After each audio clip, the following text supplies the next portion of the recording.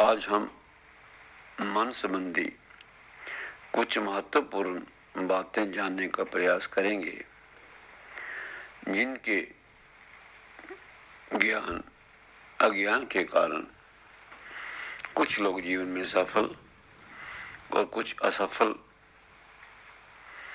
हो जाते हैं। जीवन में कुछ भी पाने के लिए जब हम कोई संकल्प लेते हैं, जब हम उन विचारों का चिंतन करते हैं,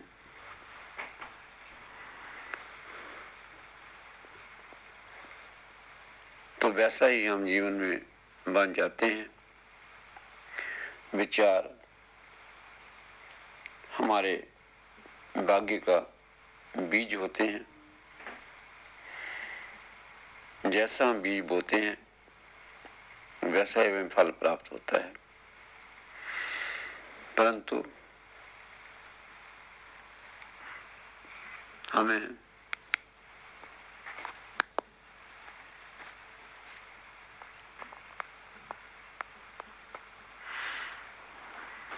हमें कुछ भी पाने के लिए सर्वप्रथम अपनी शक्तियों का जानना अति आवश्यक है।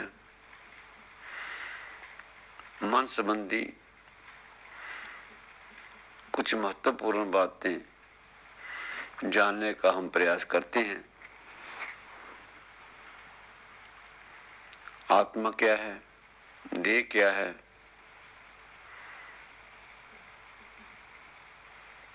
आत्मा और देह में क्या अंतर है, मन और मस्तिष्क में क्या अंतर है, बुद्धि और विवेक में क्या अंतर है, मन क्या है, मस्तिष्क क्या है, आत्मा क्या है, शरीर क्या है, दिल क्या है और भाव कैसे प्रकट होते हैं। आज हम इन सब तथ्यों को समझने का प्रयास करते हैं, क्योंकि जीवन में सफल होने के लिए हमें समय की शक्तियों को जानना परम आवश्यक है। जब तक हम अपनी समय की शक्ति को नहीं जान पाते, हम सफलता नहीं पा सकते।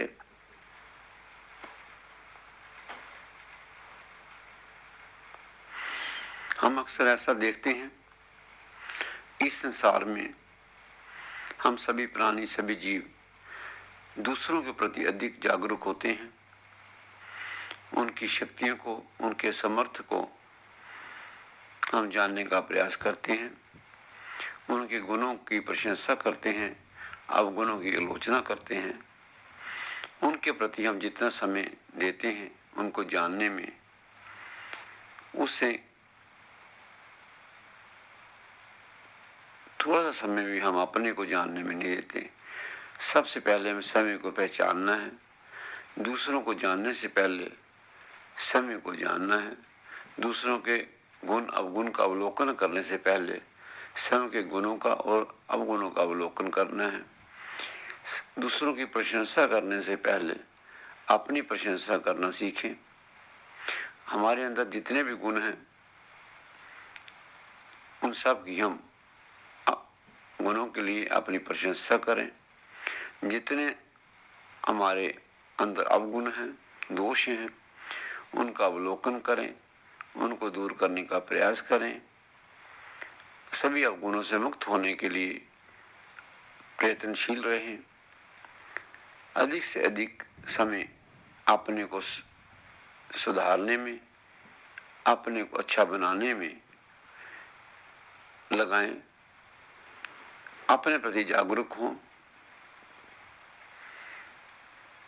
आज हम इसी बात के लिए इन सभी तथ्यों को समझने का प्रयास करते हैं, क्योंकि जीवन में सफल होने के लिए हमें समय की शक्तियों को जानना, समय को पहचानना अति आवश्यक है।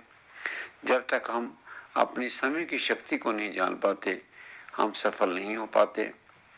जो अंतर आत्मा और शरीर में होता है, वही अंतर मन और मस्तिष्क में होता है। आत्मा चालक है, शरीर वाहन है। जो हम सोचते हैं, विचार करते हैं, अनुभव करते हैं, वह सब मन से होता है और ये सब स्मृति के रूप में मस्तिष्क में संग्रह हो जाता है। ध्यान रहे, मन आत्मा से अलग नहीं है, किंतु मन आत्मा भी नहीं है, ये दोनों एक हैं भी नहीं और नहीं भी कह सकते हैं। दोनों में बहुत सूक्ष्म सा अंतर होता है।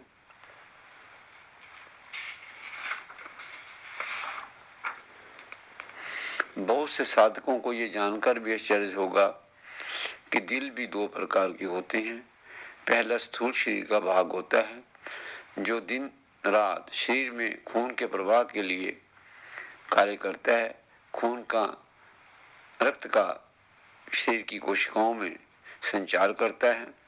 और दूसरा सूक्ष्म दिल, जिसको मन भी कह सकते हैं, मन की संज्ञा भी देते हैं, वह दया करुणा और संवेदना और कठोर होने का प्रतीक होता है। मन में विचार होते हैं जो सूक्ष्म हृदय में भाव उत्पन्न करते हैं। मन को हम माइंड भी कह सकते हैं। हमारा मन बहुत ही शक्तिशाली है। अनंत शक्तियों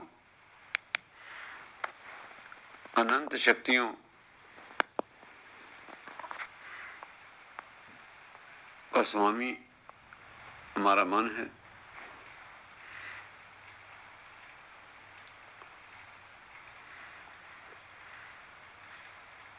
मन का संबंध आत्मा से है, जबकि मस्तिष्क, जिसे हम ब्रेन कहते हैं, स्थूल शरीर का भाग है।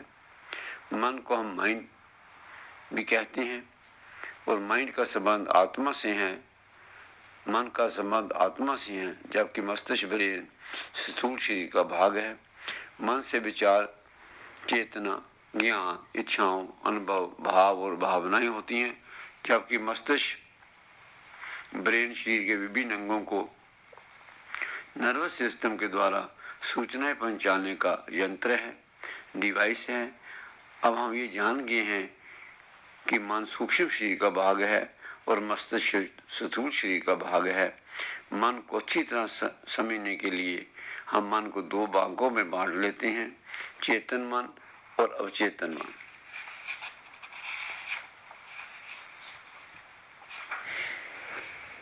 चेतन मन जो हमारे मन की कुल 100% शक्ति का 5% भाग है, और अवचेतन मन जो है वो 95% है। चेतन मन जिसे हम कॉन्शियस माइंड कहते हैं और अवचेतन मन जिसे हम सब कॉन्शियस माइंड कहते हैं। चेतन मन जो है, जैसे हम कोई वीडियो देख रहे हैं, ये चेतन मन के द्वारा हम कर सकते हैं।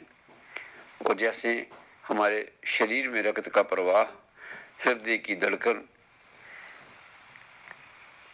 श्वास लेना, ये सभी काम अवचेतन मन से होते हैं। अवचेतन मन अत्यधिक शक्तिशाली है। अब हम वीडियो के अगले भाग में चेतन मन और अवचेतन मन की शक्तियों को जानने का प्रयास करेंगे और इन शक्तियों का उपयोग अपने जीवन में सार्थकता लाने के लिए कैसे हम कर सकते हैं, इसके प्रति हम अगले वीडियो में विचार करेंगे। अगले वीडियो के लिए प्रतीक्षा करें।